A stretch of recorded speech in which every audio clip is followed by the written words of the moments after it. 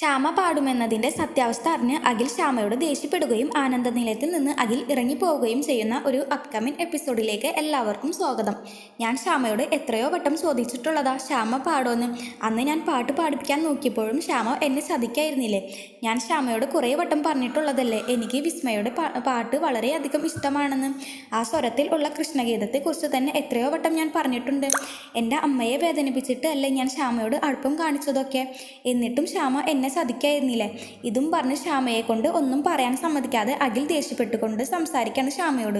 പിന്നീട് അഖിൽ ശ്യാമയെയും കൊണ്ട് വീട്ടിലേക്ക് പോവുകയും ശ്യാമയെ അകറ്റി നിർത്തുകയുമാണ്. അങ്ങനെ ഭക്ഷണം കഴിക്കുമ്പോഴും ശ്യാമയെ കൊണ്ട് വിളമ്പിക്കാതെയും ശ്യാമയുടെ മുഖത്ത് പോലും നോക്കാതെയും സ്വയം അഖിൽ ഭക്ഷണം എടുത്തു കഴിച്ച് എഴുന്നേറ്റ് പോവാണ്. അപ്പോൾ വർമ്മ സാറിന് എന്തൊക്കെയോ ഒരു സംശയം തോന്നാണ്, അഖിലും ശ്യാമയും തമ്മിൽ എന്തോ പ്രശ്നമുണ്ടെന്ന്. പിന്നീട് അത് എന്താണെന്ന് മനസ്സിലാക്കാൻ വേണ്ടി വർമ്മ സാർ ശ്യാമയുടെ അടുത്ത് ചെല്ലുകയും എന്താ പ്രശ്നമെന്ന് ചോദിക്കുകയുമാണ്. ആ സമയത്ത് അഖിൽ രണ്ടുപേരും തമ്മിലുണ്ടായ പ്രണയ നിമിഷങ്ങൾ ഓർത്ത് സങ്കടപ്പെട്ടിരിക്കുകയാണ്. ഇതിനുശേഷം ശ്യാമ സത്യം വർമ്മ സാറിനോട് പറയുന്നുണ്ട്. പിന്നീട് വീട്ടിൽ നിന്ന് ഇറങ്ങി പോവാണ് അഖിൽ. നിങ്ങൾക്ക് ഈ വീഡിയോ ഇഷ്ടപ്പെടുകയാണെങ്കിൽ ലൈക്ക് ആൻഡ് ഷെയർ ചെയ്യുക, കൂടി സബ്സ്ക്രൈബും ചെയ്യുക. താങ്ക്